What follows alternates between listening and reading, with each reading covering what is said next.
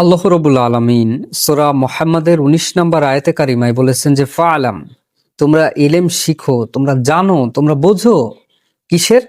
আন্নাহু লা ইলাহা ইল্লাল্লাহ, যে আল্লাহ ছাড়া প্রকৃত পক্ষে সত্য কোনো মাবুদ নাই, প্রকৃত পক্ষে সত্য কোনো ইবাদত পাওয়ার যোগ্য ইলাহ নাই। এই এলেমটা তোমরা শিখো, জানো, বোঝো। তো এই একই অর্থবোধক একটি হাদিস রয়েছে যে তলাবুল ইলমি ফারিদাতুন আলা কুল্লি মুসলিম, যে প্রত্যেকটি মুসলিমের উপর দিন ইসলামের ইলেম অর্জন করাটা এটা ফরজ। তো দেখুন, এই ফরজ থেকে আজকে আমরা অনেক দূরে। যে প্রত্যেকটি পরিবার সে দুনিয়াবি বিষয়ে অসংখ্য জ্ঞানী, দুনিয়ার জমিনকে কিভাবে চাষাবাদ করতে হয়, দুনিয়ার ভিতরে কিভাবে অর্থের উপার্জন করতে হয়, কিন্তু দিন ইসলামের ব্যাপারে আমরা সমস্ত দায় দায়িত্ব হুজুরদের দিয়ে দেই, আলেমদের দিয়ে দেই, যে আলেমরা যা বলে, হুজুররা যা বলে সেটাই ঠিক।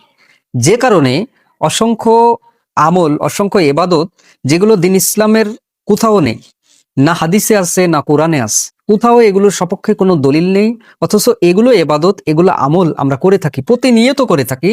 তো এগুলো যে ভুল, এগুলোর সপক্ষে আমরা যখন বলি যে এগুলো আল্লাহ রাসূল কখনো করেননি, এগুলো কোরআনে নেই, হাদিসে নেই, তো তখন ওই সাধারণ ব্যক্তিগুলো এলেম না থাকার কারণে, দক্ষতা অর্জন না থাকার কারণে তারা এগুলো তাদের কাছে নতুন মনে হয়।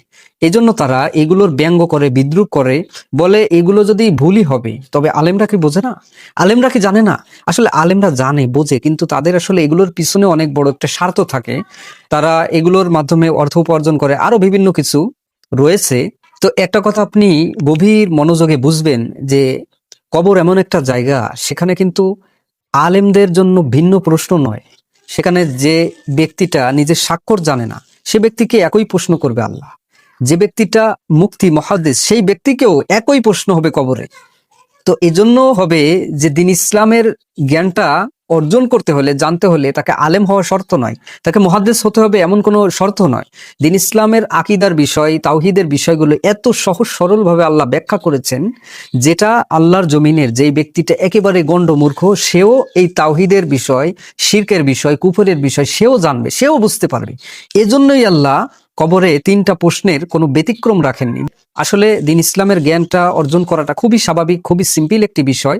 আপনি শুধু জাস্ট সময় দেবেন, আপনার ভিতরে আসলে জ্ঞান অর্জনটা, জ্ঞান শিক্ষা করার যেই জজবাটা, এটা থাকলেই আপনি দিন ইসলাম সম্পর্কে গভীর জ্ঞানী হতে পারবেন।